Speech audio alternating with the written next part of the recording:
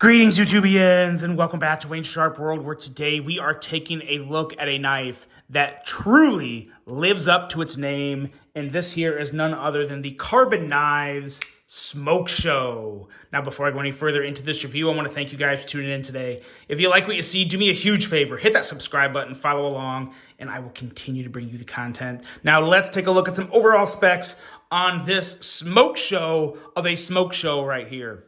We have an overall length coming in at 7.74 inches, a blade length of 3.29 inches, and a blade thickness at slightly thicker than average, 130 thousandths. Blade material on this guy is M390 with a beautiful drop point style blade, a flat grind, a handle length coming in at 4.45 inches. Handle thickness is thicker than the average on this guy. 600 thousandths on the handle thickness. Feeling really good in the hands. Handle material. What is not on this handle? We have titanium, we have copper foil carbon fiber, and we have some lovely accents that we will talk about here in just a minute.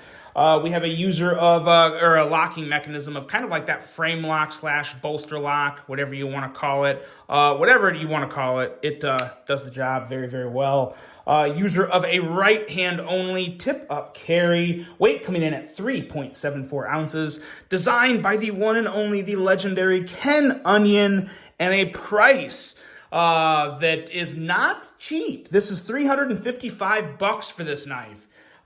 So when you bring out a knife that's $355, it's gotta check all the boxes, gotta come through on all the little details, right? I mean, it's gotta hit everything.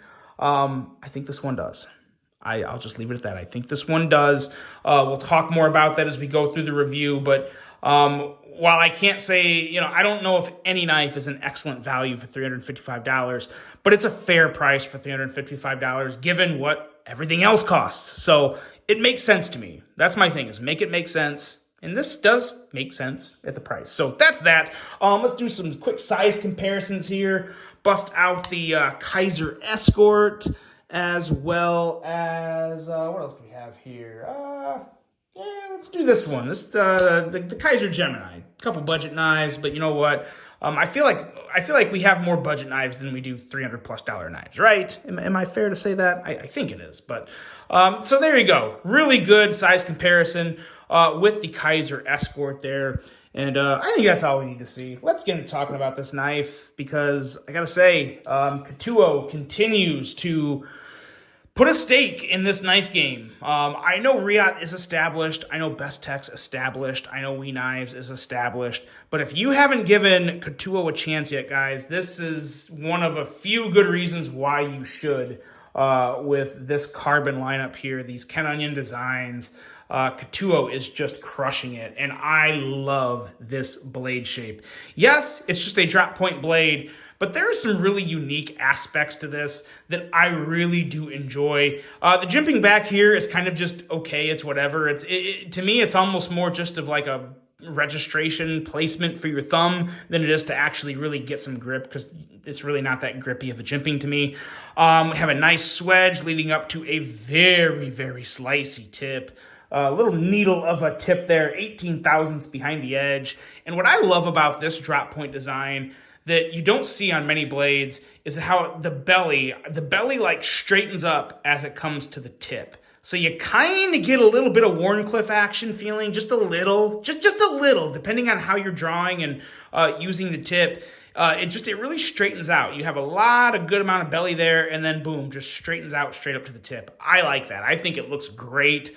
I think it's a killer drop point design. So I'm a really, really big fan of that. I think it looks really good. And let me know what you guys think. What do you think of this drop point design? It kind of reminds me, gets some CJRB Rhea vibes with the way that that belly straightens up to the tip. Really good looker there. And of course, a good user. Nice slicey edge. And overall, A++ blade for me. The handle is also, I don't know what I could take away from it. There's nothing about this handle that I don't like. Excellent ergos for what it is. Like I said, slightly thicker than average, or actually noticeably thicker than average. This is a nice amount of thickness in the hand. Have a very, very nice flipper tab, and the flipper tab actually does have nice jimping. In terms of flipping this blade out, no issue whatsoever. Really, really like the details in here in the sub frame lock or frame lock, whatever you want to call it, bolster lock. Nice beveling in here, nice lockup, just what you want to see, and it is just very, very easy to break that lock and let that blade fall shut. Really, really like what they did there. And then just all the details. So you got your copper foil carbon fiber. That looks pretty good. And then the way it meshes with these different layers of anodizing, and then the layers of anodizing up here on the pivot, both sides of the pivot. Bronzing of the screw. You have this here, which is not an inlay. This is some type of, I don't know if it's lasering or if it's anodizing, but it's really, really cool.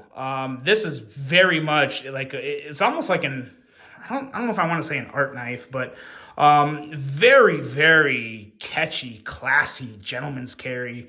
All the accents, all the details, all the things. Pocket clip looks and works great. Little tighter than most pocket clips, but I haven't had any issues with it. Does go in and out of the pocket really well for me. So no real complaints. No real complaints there.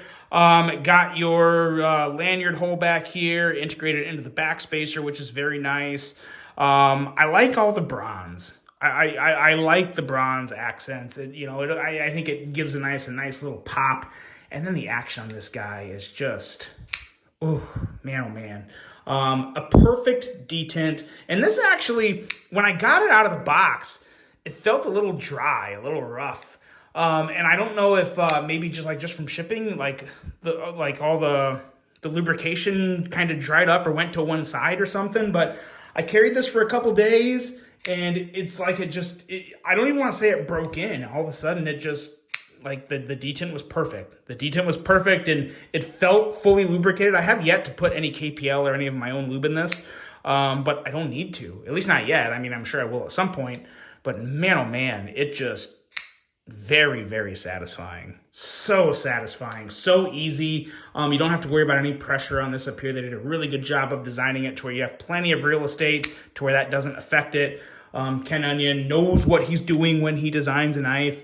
And this just, I could literally, this is one of the most, in terms of a pure flipper, this is one of the most fidgety pure flippers I've come across in a very, very long time. And a lot of that just has to do with the flipper tab design, the perfect detent, the ease of not having to worry about putting any pressure on the lock bar. But just look and listen. It's good. It's a winner. It is so darn good. This thing is not only a smoke show, it is an absolute banger. One that I would highly recommend if you are in the market for a $300+ knife, for a $350 knife, which is what this is. You get what you pay for. You're getting a really good knife, and I would recommend it if it's a price that you can be okay with purchasing. So that is the Smoke Show, guys. I really hope you enjoyed this one. Hope you have a great rest of your day, and until the next one, I'm out.